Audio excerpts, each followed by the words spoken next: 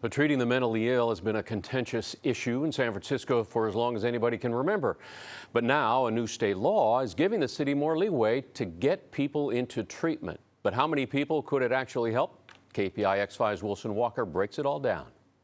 New law takes effect immediately. They're already working on its implementation in the building behind me. So will you see any changes on the street?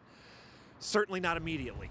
Intervention, yeah, that's what it is. I mean, we're in a mental health crisis. That's what it is. Just a few feet away from Jessica Nogueras, paramedics were responding to a man in distress, apparently drug-related. But as of today, the city will have a bit more power in forcing the city's most troubled into some kind of treatment. I still know that as much as this is going to help a decent number of people, it still doesn't go far enough. While the previous conservatorship law might have applied to as few as a dozen people in San Francisco, this one might affect as many as 100, those who are routinely cycling through city services, whether their entry point is jail or San Francisco General.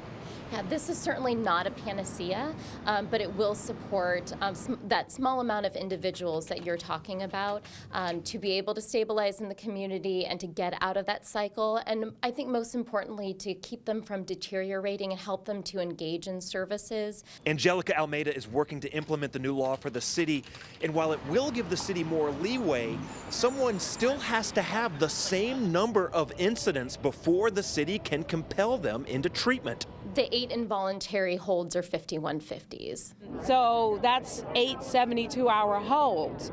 That's better than what we had before. We had absolutely nothing before.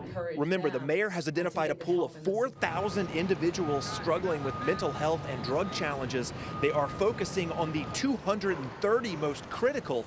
So this maybe could cut into that number, and that is if the city can successfully place and keep them in treatment. Yeah, I mean, you have to put people away for help, but make sure that they're getting the help that they need. The law change comes as the mayor and several members of the Board of Supervisors wrestle over what mental health reform will look like in San Francisco. That a discussion that could very well end up on the ballot here next year. In San Francisco, Wilson Walker, KPIX5.